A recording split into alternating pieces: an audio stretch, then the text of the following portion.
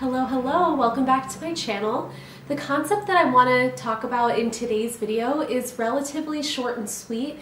It's a super actionable way to incorporate gratitude not only in our day-to-day lives, but in our moment-to-moment of our everyday.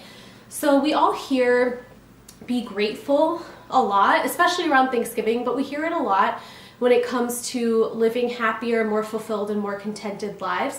But oftentimes, as can happen with any lofty personal growth concept, it's hard to implement.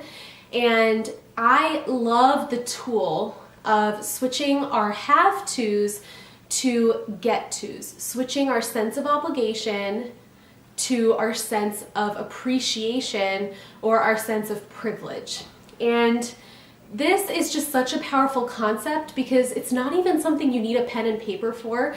You don't need a lot of time. It's a switch that you can make in your perspective mentally, and it can also tune your radar in to continue the momentum and start noticing other things to appreciate or feel privileged about.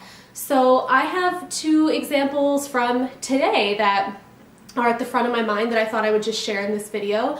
Number one, I was at work and I was getting a little bit bogged down in a project where I was in the weeds and I was trying to reconcile some numbers and I was getting a little bit frustrated. And I took a step back because I had just had a conversation with a couple of my managers about how this would be such a big deal for me career-wise. It's a great way to gain exposure within the company, and it's just really great in terms of advancing my career and adding to my resume in a very substantial way. And we had just had that conversation, and literally within a couple hours, I felt myself mentally slipping back into the thought pattern of, oh, this is so hard, this is so annoying. Just goes to show how wired we are to look at the negative. It's crazy, right? And so because I had had the conversation a couple hours prior, I was quick to extract myself from my mental fog and think, no, I don't have to do this. I get to do this. This is the first time that I really have a project that's pretty much all my own, that I get complete ownership of. Like I was just saying, it'll be so great for me career-wise and it'll get me so much exposure. So instead of saying I have to do this, I immediately flipped to I get to do this. And in reminding myself of all the ways I was privileged in having this project and then I started thinking about what was fun about it. And within a couple minutes, I was back to feeling uplifted and happier about the whole situation. And the other example is I live in the Northeast and we are about to get slammed with the fourth storm in less than a month, I believe, and it's actually affectionately being called the Four Easter, which is kind of cute.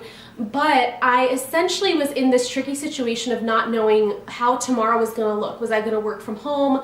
Was I going to attempt to go into the office?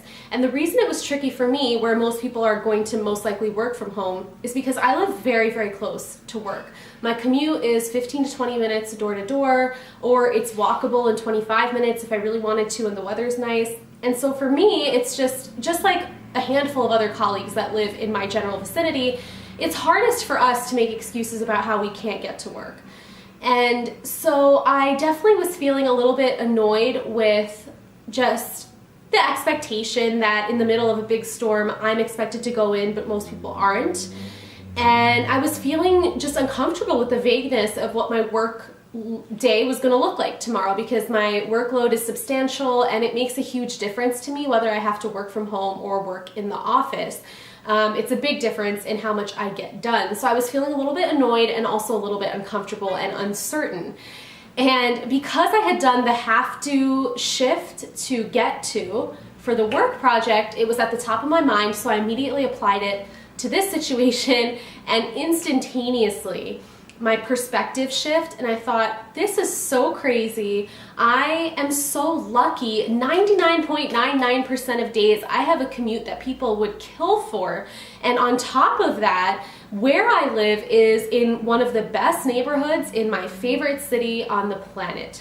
So it was a very quick, very instant mental shift that immediately resulted in me feeling relief, feeling better, and ultimately feeling a lot happier. And even, like you're seeing, having a pretty good sense of humor about the fourth big storm big winter storm in a month, in March no less. So I'm able to laugh about it, and that is ultimately when I know that I've broken through and I'm not taking things so serious anymore. So it's just switching your have-tos to get-tos. Yes, it's a little bit cheesy, first of all. But my question to all of you who are thinking that right now is, would you rather be cheesy and happy, or would you rather be cynical and miserable? Because for me, it's one or the other, and I was the one way for so long that now I'm very deeply committed to living a better life and trying to be happier. So yes, it is cheesy, but I'm willing to be cheesy in order to be happy. And it's just so simple and actionable, and it's a way to take a lofty concept like gratitude or appreciation and break it down and immediately execute and feel a shift in a matter of minutes. So that was all I really wanted to share in this video today. I tried to keep it concise. Thank you as always for stopping by my channel, and I look forward to seeing you in my next video. Bye.